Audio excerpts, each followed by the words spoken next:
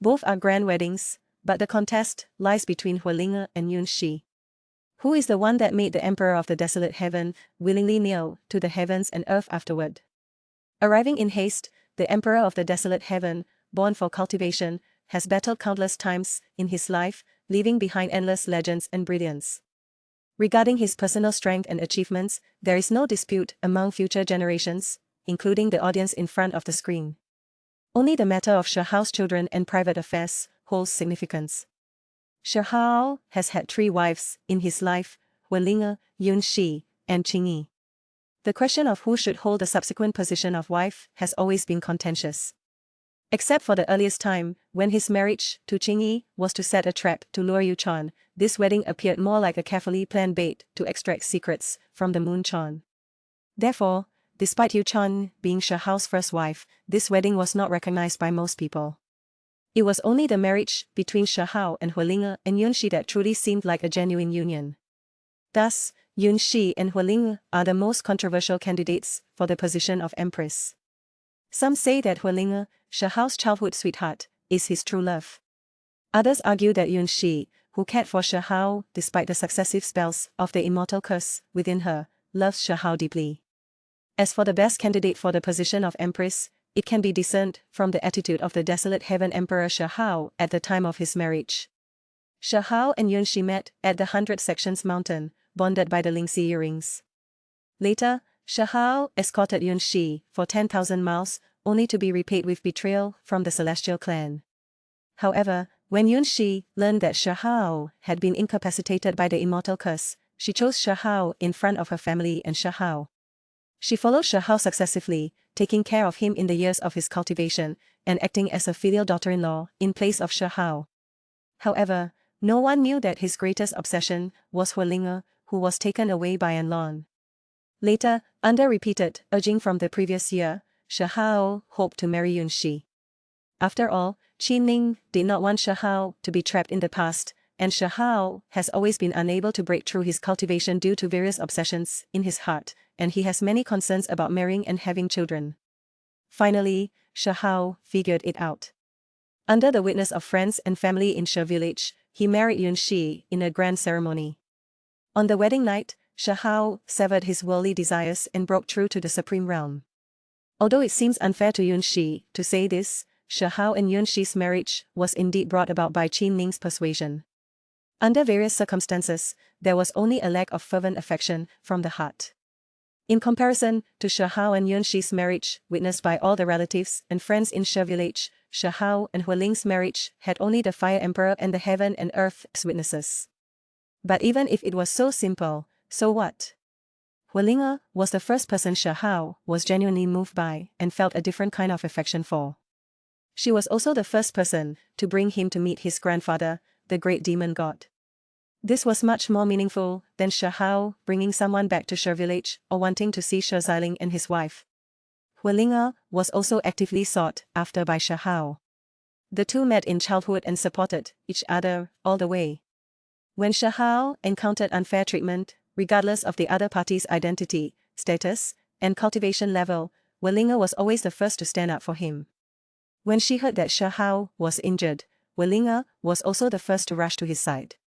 You can always trust Ling'er's feelings for Shahao. Later, fate played a trick, and the princess of the lower realm became the weaving mulberry girl of the upper realm. Shahao became the desolate, carrying the bloodline of the guilty descendants. They reunited in the fire mulberry forest, and tonight, Ling'er recognized the disguised Shahao. Later, Shahao would set out on a long journey, this time to the vast desolate area. Ling'er would be saddened with an uncertain return date. But Shahao knew the road ahead was difficult. Under the witness of the fire emperor, he made a promise to his beloved girl, a wedding. There were no cheers, only the splendid bloom of the fire mulberry flowers. The figure waiting under the fire mulberry tree became the obsession of Shahao's life. Even though he married Yun Shi twice, that person named Ling'er was undoubtedly the most brilliant scenery in Shahao's life. Was Shahao's marriage to Ling'er voluntary, or was he forced by the fire emperor? You have to know that the first time, when his grandfather, the great demon god, asked Shahao to marry Ling'er, he refused. What exactly happened? First of all, it can be confirmed that Shahao's affection for Ling'er is beyond doubt. However, Shahao has dedicated his life to cultivation. He hopes to follow in the footsteps of the willow god and fight alongside him. And as it turns out, Shahao did eventually achieve that. Therefore, marriage is obviously not something Shahao dared to consider at this stage of his life, because once married, it would inevitably involve responsibilities and protection for the other party, which would seriously affect Shahao's growth. Both Yunxi and Qingyi understand this point, so later on, even if Shahao truly married Yunxi or Ling'er, they encourage Shahao not to worry and to go his own way. The upper realms, 3,000 states, are full of risks and opportunities. Shahao has lofty goals and pursuits, which means he will spend his entire life in danger. The uncertainty about the future prevents Shahao from easily falling into relationships, so when his grandfather, the great demon god, persuaded him to marry Ling'er, Shahao expressed that he was not ready to consider such private matters for the time being. However, Shahao did not completely refuse the idea of marrying Ling'er. Therefore, when the Fire Emperor made Shahao realize that he needed to give an account of Ling'er's waiting over the years, Shahao truly let go of his grievances and held a simple wedding with Ling'er. At that time, Shahao was leading the pack in the talent battles of the 3,000 states, and his reputation was well known.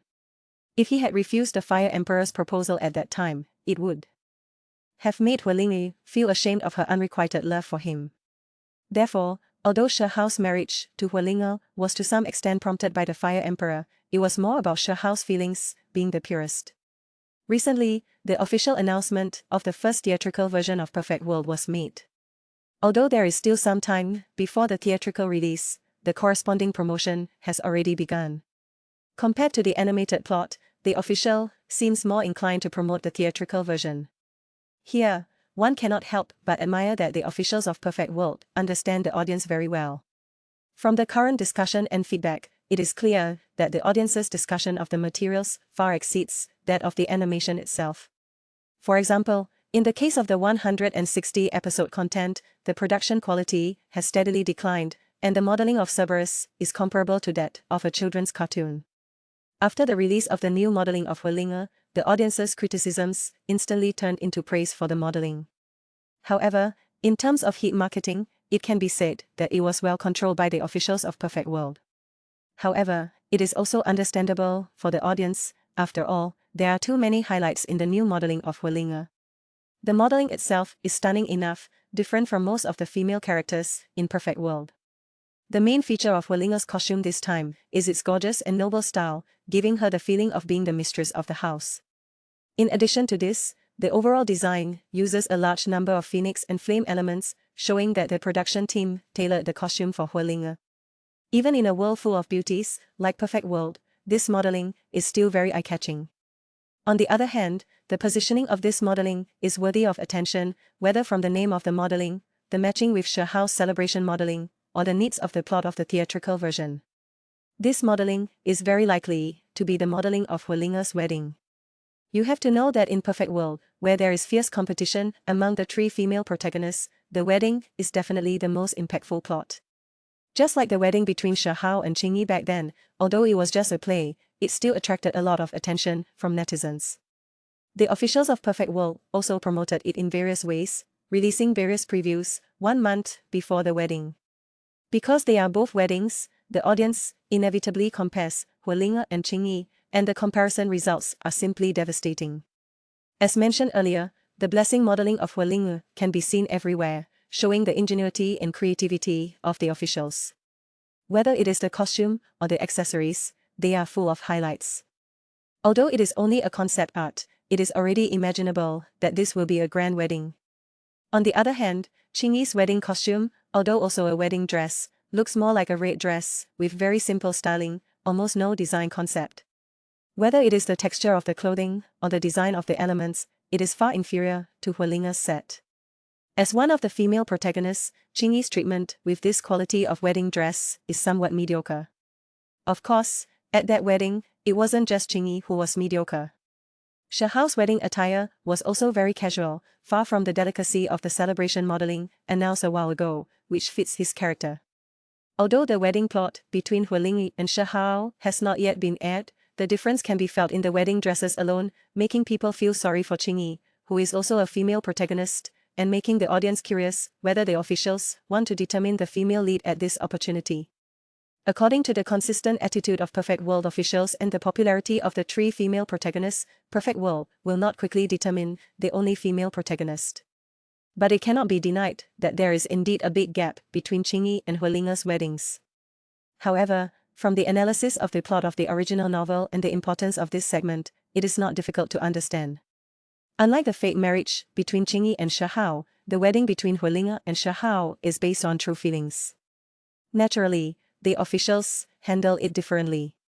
Furthermore, although the wedding plot between Qingyi and Shahao is highly regarded by the officials, it can only be considered a special episode, while the wedding between Ling'er and Shahao is the first theatrical version of Perfect World, and the significance of the two is completely different. In the original work, once Shahao achieves the immortal emperor realm, he can basically ignore the limitations of time. His own rules can affect the past and the future.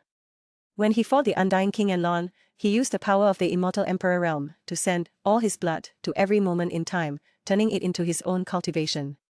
The reason why he didn't travel back in time to help himself is simple: the greater the person's strength, the greater the associated cause and effect. If the desolate emperor were to go back in time and interfere with what Shahao experienced, it would likely have an impact on his current self. After all, although Shahao has suffered a lot along the way, every step has been crucial to his growth. If something were changed that led to a change in Shahao's life trajectory, there might not be the future desolate emperor. Furthermore, the desolate emperor did indeed help his past self. In the battle at the Imperial Pass, Shahao faced the undying king and Lan. It was by briefly mastering the primordial blood technique that he managed to defeat Lan. And that drop of blood was precisely the primordial blood sent to the past by the desolate emperor during the battle with the corpse emperor. At that time, Shahao was just a small cultivator in the severing mundane realm, while Lan was the undying king, comparable to an immortal king. Without that drop of blood from the desolate emperor, Shahao might have perished. It can be said that although the desolate emperor is not afraid of causality, he also does not want to intervene too much, as everything Shahao is experiencing now is necessary for his future enlightenment.